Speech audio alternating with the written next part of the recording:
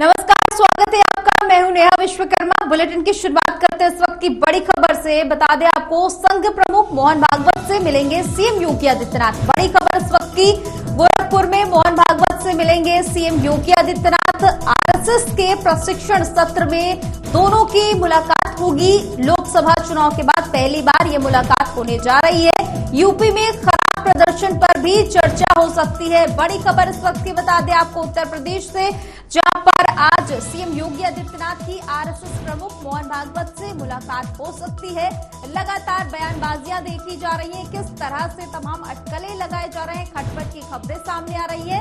इससे बीच उत्तर प्रदेश से ये बेहद अहम और बड़ी खबर सामने है। लोकसभा चुनाव के बाद पहली बार आरएसएस प्रमुख मोहन भागवत और सीएम योगी आदित्यनाथ की मुलाकात होगी। यूपी में खराब प्रदर्शन को लेकर भी चर्चा हो सकती है। इसके साथ ही तमाम अन्य मुद्दों पर भी यहाँ पर चर्चा हो सकती है। यूपी से बड़ी खबर, गोरखपुर में मोहन भागवत से सीएम योगी आदित्यनाथ की मुलाकात होगी। आरएसएस के प्रशिक्षण सत्र में दोनों की मुलाकात होगी। लोकसभा चुनाव के बाद पहली बार दोनों की मुलाकात होने जा रही है। यूपी में खराब प्रदर्शन पर चर्चा भी संभव है।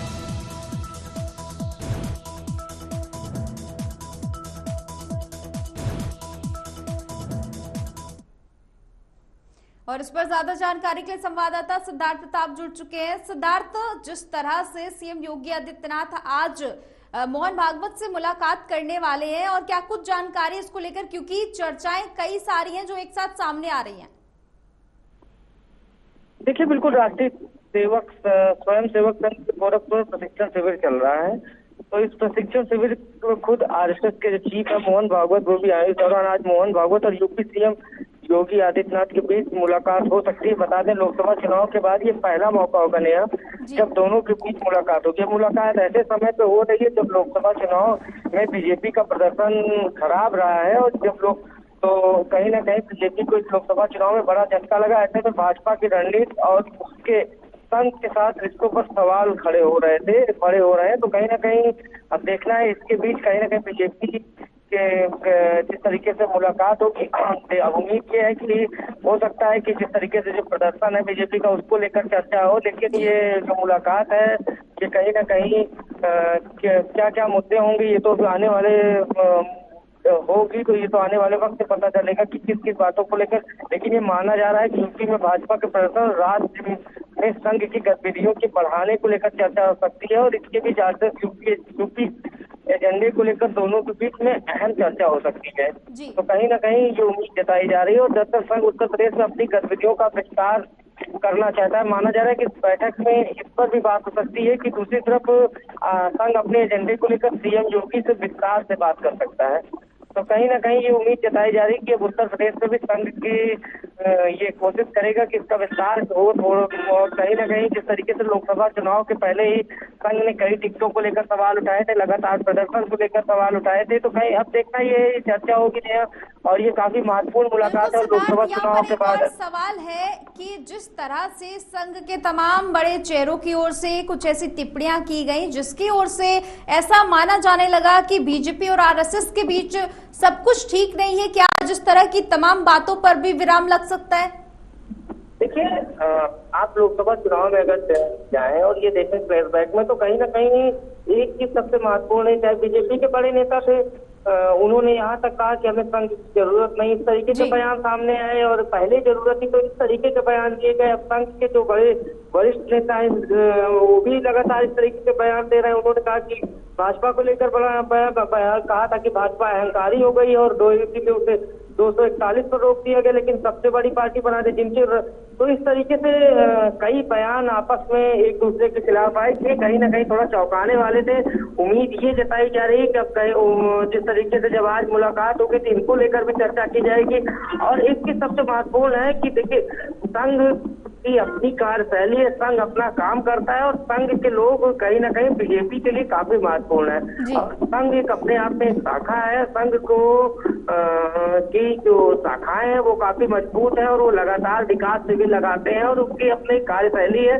लेकिन कहीं ना कहीं बीजेपी जब भी सत्ता में आई है तो आप ये नहीं कह सकते कि बिना संघ के बीजेपी सत्ता में नहीं आई है। चाहे आप जब उठा के देखिए कि संघ ने कई ऐसे बड़े बड़े नेताओं को प्रोजेक्ट किया है। ये अलग की बात है कि वो डायरेक्ट नहीं आते हैं और वो कहीं ना कहीं, लेकिन पूरी रणनीति संघ की होती है, इसको कोई मानने से इनकार नहीं कर सकता है। लेकिन जिस तरीके से बीजेपी के कई बड़े नेताओं ने चौंकाने वाले बयान दिए थे, उसके बाद दोनों की तरफ से तल्खियां बढ़ गई थी।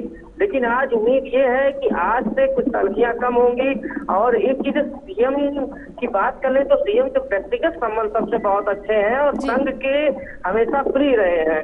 देखिए, उनकी कार्यशैली को लेकर संघ हमेशा खुश रहा है। और एक चीज, चाहे मोहन भागवत रहे हो संघ के और चाहे वरिष्ठ नेता रहे हो, वो हमेशा सीएम की तारीफ करते हैं। देखिए, सीएम का काम करने का तरीका अपना सबसे अलग है।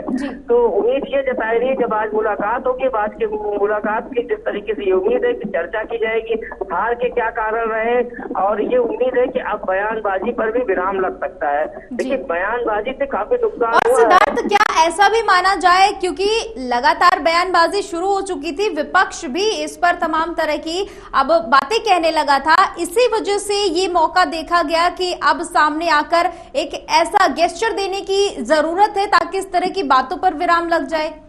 देखिए, बिल्कुल नहीं, आपने सही कहा। राजनीति में ये विपक्ष हमेशा ये मौका ढूंढता है कि जो सामने वाला है उसकी कोई कमजोरी सामने है। लेकिन जब आप जिसकी मदद से सरकार में आए हो, जिसने आपके लिए सब कुछ किया हो, अगर वही आप उसको विरोध करने लगे, आप उसकी ही कहीं ना कहीं महत्ता को कम बताने लगे, तो ये एक झटका था। और इसका फायदा विपक्ष ने भी जमकर उठाया है। कई बड़े नेता समाजवादी पार्टी के उन्होंने मंचों से कहा कि अब तो जो जिसके कारण सत्ता में आए थे अब उसको भी नहीं मानते हैं। तो ये जिस तरीके से बड़े नेता संघ के उन्होंने भी कहा कि बीजेपी अहंकार में आ गई थी और इसका नुकसान हुआ।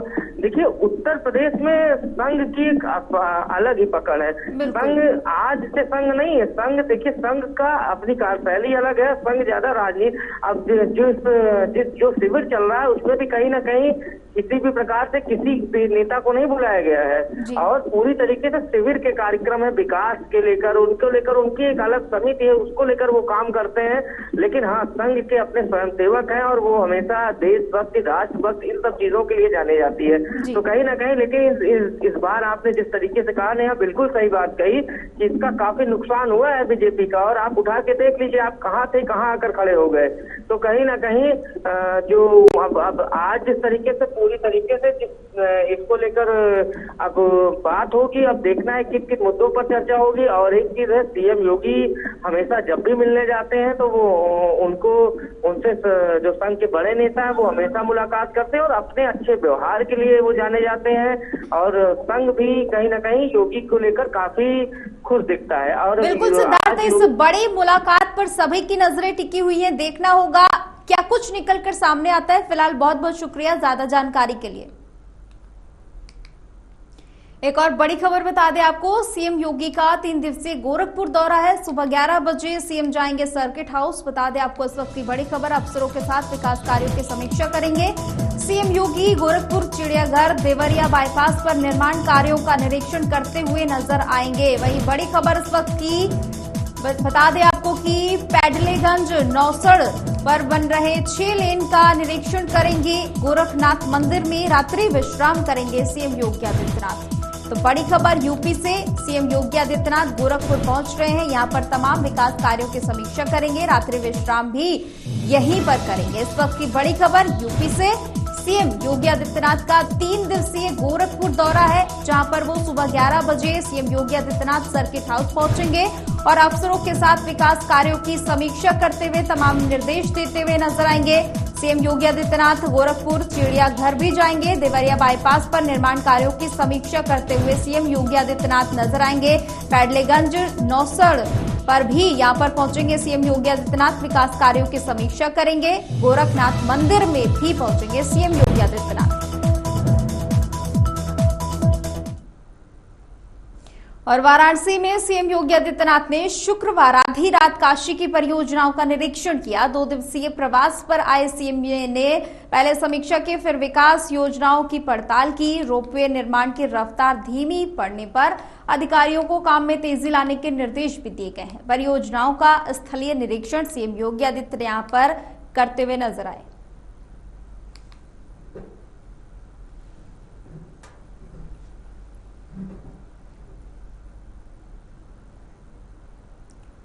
तो बता दें आपको, वाराणसी पहुंचे सीएम योगी आदित्यनाथ। यहां पर निरीक्षण में धीमी गति देखते हुए सीएम योगी आदित्यनाथ ने निर्माण कार्य में तेजी लाने के लिए आदेश दिए हैं। परियोजनाओं का आधी रात को सीएम योगी आदित्यनाथ ने निरीक्षण किया। तमाम वहां पर मौजूद कर्मचारियों से, अधिकारियों से बातचीत की और इसकी तस्वीरें भी सामने आई हैं। आप देख सकते हैं सीएम योगी आदित्यनाथ यहां पर निरीक्षण करते हुए नजर आ रहे हैं। तमाम कर्मचारियों से, अधिकारियों से बातचीत भी की है। सीएम योगी आदित्यनाथ ने धीमी गति से चल रहे कार्य में तेजी लाने के आदेश भी दिए हैं। आधी रात को सीएम योगी आदित्यनाथ वाराणसी पहुंचे शुक्रवार को और यहां पर उन्होंने निरीक्षण किया।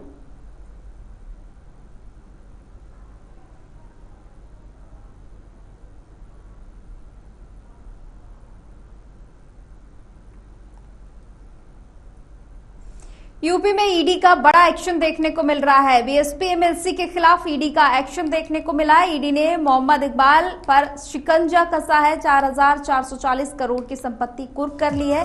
अवैध खनन मामले में ये एक्शन हुआ है। बड़ी खबर इस वक्त की बता दें आपको, बीएसपी एमएलसी के खिलाफ ईडी का एक्शन देखने को मिला है। ईडी ने इकबाल मोहम्मद पर शिकंजा कसा है। 4,440 करोड़ की संपत्ति कुर्क करने का मामला बता दें आपको सामने आ रहा है। अवैध खनन मामले में ईडी की ओर से बड़ा एक्शन लिया गया है।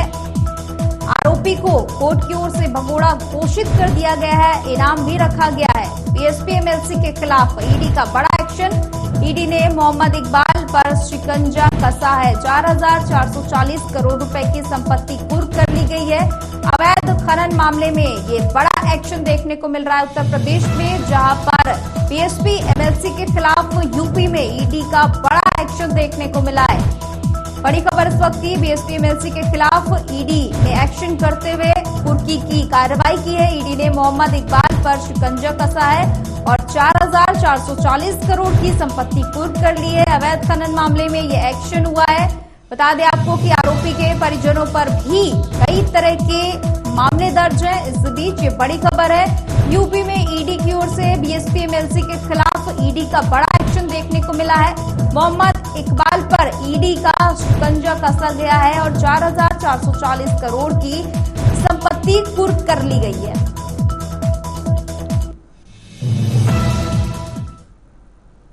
वहीं नोएडा पुलिस इन दिनों अपराधियों पर नकेल कसने के लिए ताबड़तोड़ कार्रवाई कर रही है। शुक्रवार की देर रात पुलिस की ठग गैंग के 2 शातिर बदमाशों से मुठभेड़ हो गई। पुलिस ने मुठभेड़ में दीपक और तरुण नाम के बदमाश गोली लगने से घायल हो गए। दोनों के पैर में गोली लगी है। फिलहाल पुलिस ने बदमाशों को इलाज के लिए अस्पताल में भर्ती कराया है।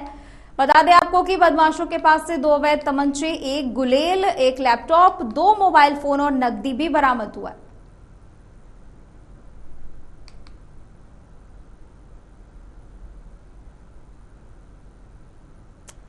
जौनपुर में भीषण सड़क हादसा हो गया। दरअसल बीती रात सिंगरामऊ थाना क्षेत्र के बछुआर गांव के पास हाईवे पर बारातियों से भरी कार और ट्रैक्टर ट्रॉली में जोरदार भिड़ंत हो गई। इस हादसे में कार सवार 2 लोगों की मौत हो गई है, जबकि आधा दर्जन से अधिक लोग गंभीर रूप से घायल बताए जा रहे हैं। घायलों को जिला अस्पताल रेफर कर दिया गया है। वहीं पुलिस ने ट्रैक्टर को कब्जे में लेकर आरोपी की तलाश भी शुरू कर दी है। ये मामला सिंगरामऊ थाना क्षेत्र के बछुआर गाँव का है।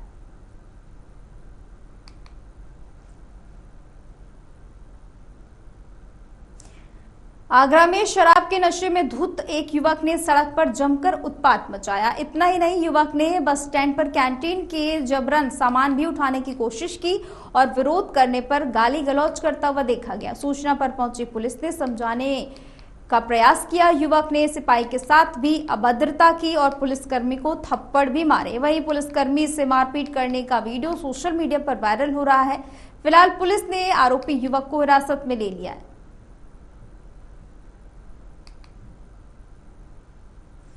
उन्नाव में एक युवक पर चाकू से जानलेवा हमला किया गया। दरअसल यहां साले ने अपने दोस्तों के साथ मिलकर जीजा पर चाकू से कई वार किए और गंभीर रूप से घायल कर दिया, जिसके बाद से स्थानीय लोगों ने उसे इलाज के लिए जिला अस्पताल में भर्ती कराया है। बता दें कि युवक पर पत्नी ने दहेज का मुकदमा दर्ज कराया था। फिलहाल पुलिस मामले की जांच पड़ताल में जुटी हुई है।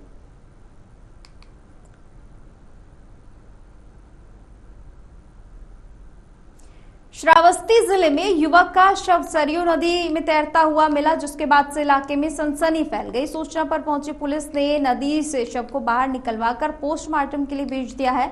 वहीं मामले की जांच भी शुरू की जा चुकी है। बता दें आपको कि फिलहाल पुलिस ने शव को पहचान भी लिया है और आगे की जांच शुरू कर दी है।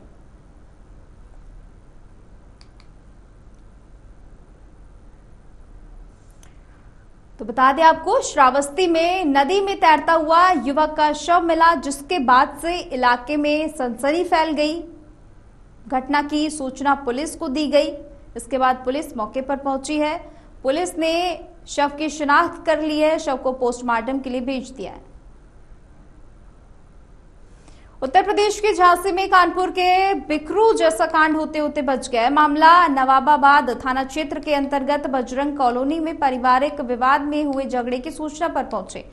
बता दें आपको, चौकी इंचार्ज और सिपाही के साथ दो सगे भाइयों ने मारपीट की सूचना चौकी इंचार्ज ने 112 पर दी। इसके बाद मौके पर पीआरवी समेत पुलिस अधिकारी पहुंच गए। खुद को गिरता हुआ देख दोनों भाइयों ने घर की छत पर खड़े होकर अंधेरे में ताबड़तोड़ फायरिंग शुरू कर दी और पुलिस टीम पर फायरिंग की सूचना पर मौके पर पहुंचे एसएसपी राजेश एस ने सूझबूझ का परिचय देते हुए पुलिस फोर्स को आगे बढ़ने से रोक दिया, जब तक दोनों भाई ताबड़तोड़ पुलिस टीम पर फायरिंग करते रहे। जब पुलिस पोजीशन से पीछे हटी, इस दौरान स्क्वाड टीम के साथ दो सिपाही मौका पाकर आरोपियों के घर में घुस गए और स्क्वाड टीम के साथ सिपाहियों के घर में घुसने के बाद जानकारी मिलते ही दोनों सगे भाई पुलिस टीम पर फायरिंग करते हुए छत से कूद गए। पुलिस की जवाबी कार्रवाई में पुलिस की गोली योगेंद्र को लगी, वहीं दूसरे आरोपी सुरेंद्र को गिरफ्तार कर लिया गया है। झांसी जनपद में थाना नवाबाद क्षेत्र अंतर्गत बजरंग कॉलोनी चौकी है। उस चौकी क्षेत्र अंतर्गत एक फायरिंग का सूचना दिया गया था 11:40 पे। उस सूचना के आधार पर पीआरवी मौके पर पहुंच गई थी। सगे दो भाई अपना मकान के अंदर मकान को विवाद को लेकर लड़ाई कर रहे थे, उन लोगों को अलग कर रहे थे। तब दोनों भाई एक होकर जो पीआरवी कर्मी के ऊपर हमला करना शुरू किया। हमला करते ही एक अंदर से एक लाइसेंसी रिवॉल्वर असला लाइसेंसी 315 बोर का राइफल लेके आए के इन लोगों को ऊपर तान दिया और जान से मारने की धमकी दिया गया था। तो उस समय पुलिस का आपस में इन लोगों को नोकझोंक हुई थी। उसके बाद फिर फायरिंग करना शुरू किया। तो पुलिस तुरंत उस समय आड़ लेके अपना बचाव का कार्य करते समय वो दोनों सगे भाई हैं, वो पीआरवी में आग लगा दिया। तो एक्स्ट्रा पुलिस फोर्स बुलाया गया मौके पे और उसमें एक भाई को तुरंत गिरफ्तार कर लिया गया था। दूसरा अपना जो लाइसेंसी रिवॉल्वर राइफल है उसको लेके उनका मकान के पीछे जो पूरा जंगल है उसमें छुप गया था। बाहरी पुलिस फोर्स के साथ हम लोग कॉम्बिंग ऑपरेशन करते समय पुलिस को ऊपर फायरिंग किया था, जानलेवा हमला कर रहा था। जवाबी फायरिंग में उनको गोली लगी है। अभी उपचार के लिए मेडिकल कॉलेज ले गया है। सुसंगत धाराओं में मुकदमा पंजीकृत किया जा रहा है। कठोर कार्रवाई की जाएगी। इसमें आपको अवगत कराना चाहता हूं, जिसमें जो दो लोग लड़ रहे थे उसमें एक सिपाही है, महोबा जनपद में तैनात है और लाइसेंसी राइफल है वो ललितपुर जनपद का लाइसेंसी है राइफल है। इसके बारे में डिटेल्स हम लोग पूरा कल तक पूरा निकाल के संबंधित जनपद का एसपी को भी अवगत कराएंगे। इस घटना में किसी पुलिसकर्मी का कोई घायल नहीं है। आगे कार्रवाई की जा रही है। पीआरवी में आग क्यों लगा दी? ये लग रहा है कि ये जब पुलिस मौके पर पहुंच गई है और इन लोगों का आपस का लड़ाई को अलग अलग कर रहे थे, तो तब ये दोनों एक साथ होकर हमला किया और उस समय अंदर से राइफल लेके आके पुलिस के ऊपर फायरिंग करना शुरू किया है। तो उसी समय पीआरवी में आग लगा दिया। आग लगाने के कारण हमको यही लग रहा है कि ये अपने गुस्से प्रशासन के ऊपर दिखा रहे थे, जबकि इसमें एक सिपाही भी है। ये बहुत गलत बात है कि इस तरह का सरकारी संपत्ति में आग लगाना, इसलिए खबर उन्नाव से, जहां एक कार में सवार 4 से 5 युवक खिड़की के शीशे खोलकर चलती गाड़ी में स्टंटबाजी करते हुए दिखाई दिए, जिसका वीडियो सोशल मीडिया पर वायरल हुआ है। वीडियो वायरल होने के बाद से कई यूजर्स में एक्स पर पोस्ट करके उन्नाव पुलिस को इसकी जानकारी दी गई, जिसके बाद पुलिस ने 10,000 रुपए का चालान किया है। चंदौली के चकिया कोतवाली क्षेत्र के मगरौर गांव में कुछ दिनों पहले ट्रैक्टर की चपेट में आने से युवक की मौत हो गई थी। घटना के बाद मौके पर पहुंचे पुलिसकर्मियों पर ग्रामीणों ने हमला बोल दिया था। इस मामले में कोतवाली पुलिस ने पीड़ित पुलिसकर्मियों की तहरीर पर 60 अज्ञात लोगों के खिलाफ मुकदमा दर्ज किया है। कोतवाली अतुल प्रजापति ने बताया है कि मंगरौर गांव में शुक्रवार की रात कृष्णानंद की ट्रैक्टर की चपेट में आने से मौत हो गई थी। घटना के बाद मौके पर पहुंचे 112 पीआरबी के पुलिसकर्मी हंसराज चौहान, इसी के साथ ही शेर बहादुर, सरोज, मानव प्रताप पर ग्रामीणों ने हमला बोल दिया। इससे पुलिसकर्मी घायल हो गए थे। उनकी तहरीर पर 60 अज्ञात लोगों के खिलाफ मुकदमा दर्ज करके उनकी पहचान की जा रही है।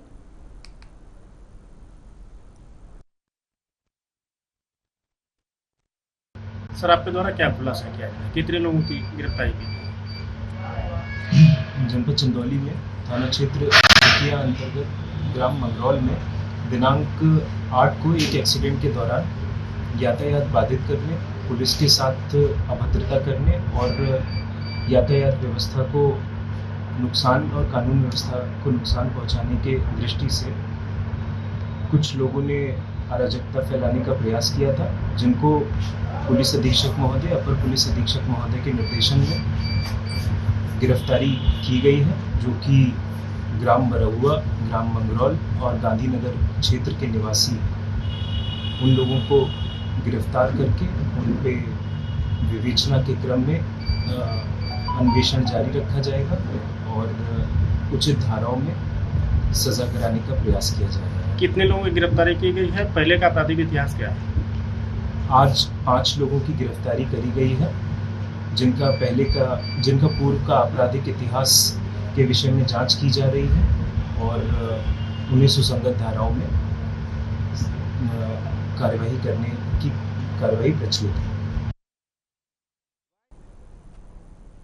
उत्तर प्रदेश के खास बुलेटिन में फिलहाल इतना ही। देश और दुनिया की तमाम खबरों के लिए देखते रहिए AMB नेटवर्क।